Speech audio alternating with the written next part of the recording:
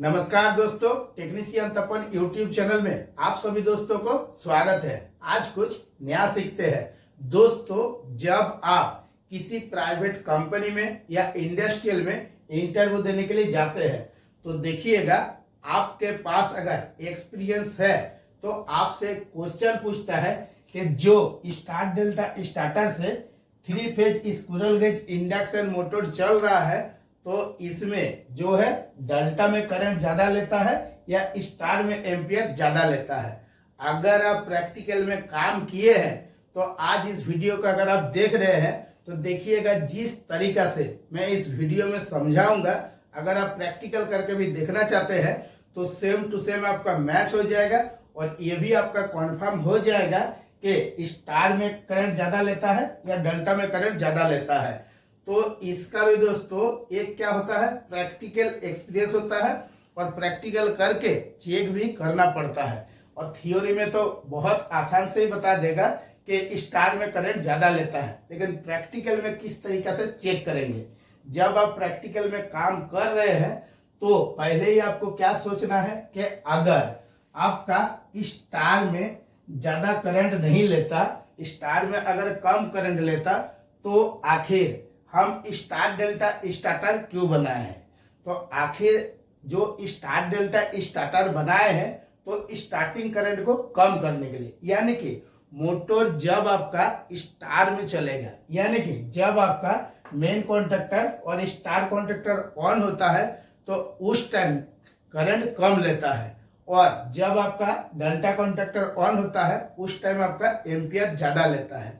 तो जब आप बारीकी से प्रैक्टिकल की तरह सोच रहे हैं तो इस टाइप से आपको सोचना है कि करंट जो है स्टार में कम लेता है और डेल्टा में आपका ज्यादा लेता है। अगर डेल्टा में एम्पियर कम होता तो स्टार डेल्टा स्टार्टर का उपयोग करने का कोई जरूरत ही नहीं था। जो भी आपका 3 phase squirrel cage induction motor है, इसको डायरेक्ट डेल्टा कनेक्शन करके ही चला देते, तब तो क्या होता, कोई दिक्कत नहीं था। स्टार डेल्टा स्टार्टर क्यों बनाया गया है ना, मोटर को पहले जो आपका 3 phase squirrel cage induction motor है इसको शुरू में स्टार में चलाने के लिए, यानी कि स्टार्टिंग करंट को कम करने के लिए। तब इससे क्या कंफर्म हो रहा है कि डायरेक्ट अगर डेल्टा में चलाएंगे तो आपका जरूर एम्पियर ज्यादा होगा, इसीलिए स्टार में चलाया जा रहा है। अभी प्रैक्टिकल तरीका से बारीकी से चेक किस तरह से कीजिएगा। दोस्तों, हमने ऑनलाइन क्लास भी स्टार्ट किए हैं। अगर आप बिल्कुल जीरो से सीखना चाहते हैं तो आप 100 रुपया दे के मंथली ऑनलाइन क्लास ज्वाइनिंग कर सकते हैं, और अगर आप एडवांस क्लास ज्वाइनिंग करना चाहते हैं तो वो भी आप कर सकते हैं पर मंथ 250 रुपया करके। अगर आपको रिकॉर्डेड वीडियो चाहिए तो आप यूट्यूब का मेंबरशिप लेके हर क्लास का वीडियो को भी आप देख सकते हैं। जब आप प्रैक्टिकल में काम कीजिएगा तो आपके पास एक क्लैम मीटर होना चाहिए। क्लैम मीटर अगर आपके पास है तो इसको बहुत आसान तरीके से आप चेक कर सकते हैं कि स्टार में करंट ज्यादा लेता है या डेल्टा में करंट ज्यादा लेता है।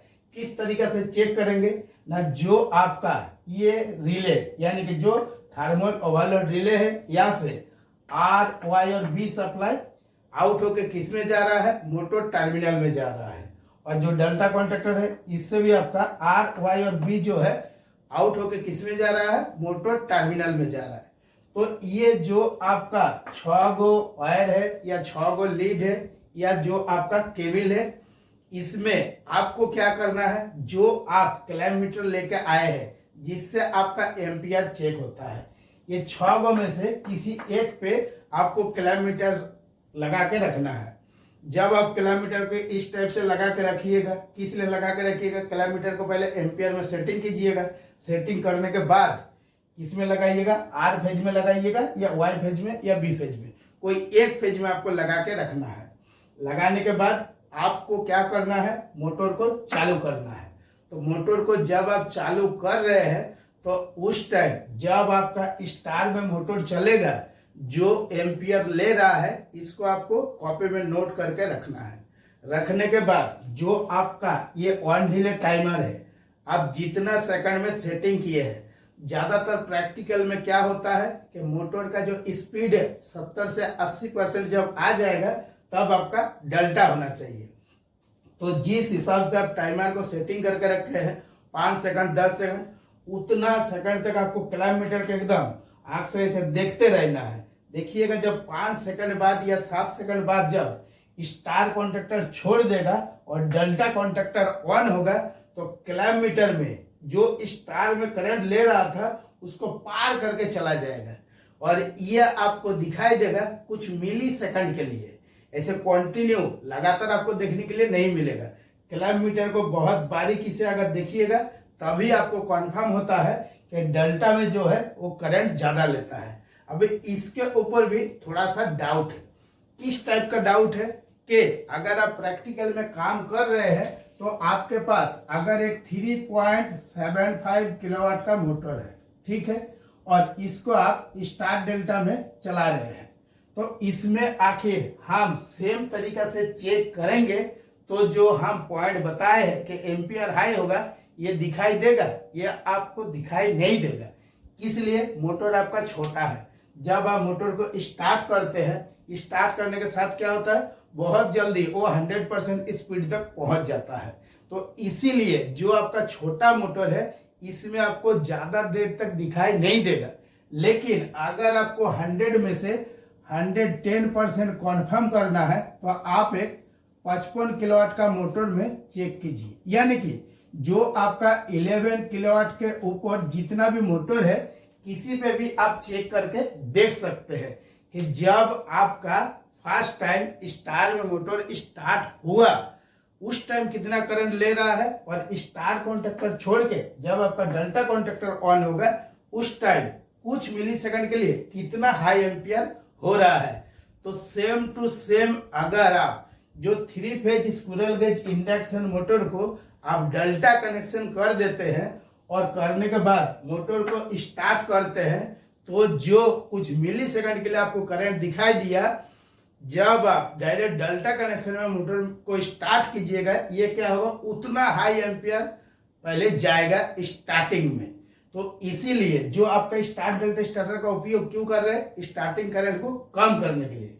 जो मोटर देखिएगा आपका डेल्टा कनेक्शन में चलता है ये क्या होता है, ज्यादातर आपको ये सब छोटा छोटा मोटर देखने के लिए मिलेगा।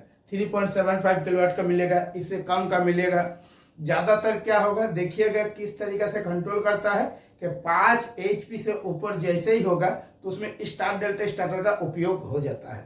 अगर मोटर का बार बार बंद चालू करते हैं तब, अगर मोटर को ज्यादा बंद चालू नहीं करते हैं तो उस जगह में आपको क्या देखने के लिए मिलेगा ना, डॉल स्टार्टर देखने के लिए मिलेगा।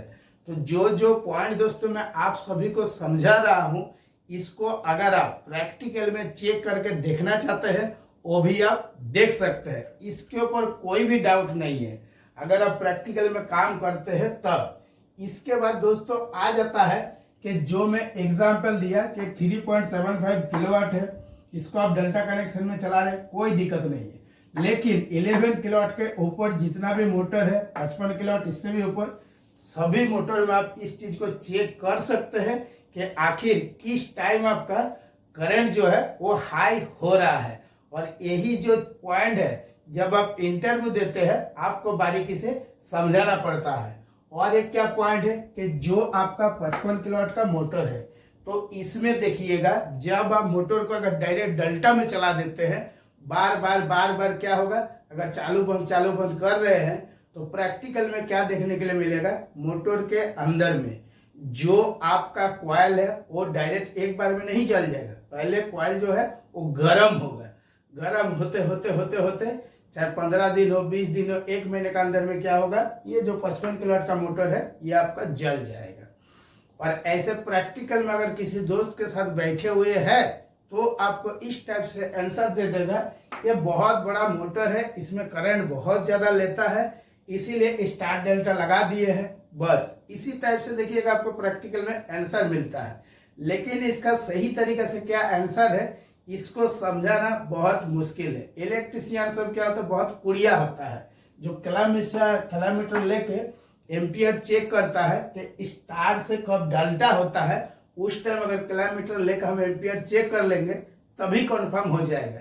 इस वीडियो को देखने के बाद जब आप प्रैक्टिकल में चेक कीजिएगा 11 किलोवाट के ऊपर जितना भी मोटर है तो आपका जो डाउट है, एक एक डाउट पूरा एकदम 100 में से 110% क्लियर हो जाएगा। तो दोस्तों आज के वीडियो के लिए इतना ही। नमस्कार, जय हिंद।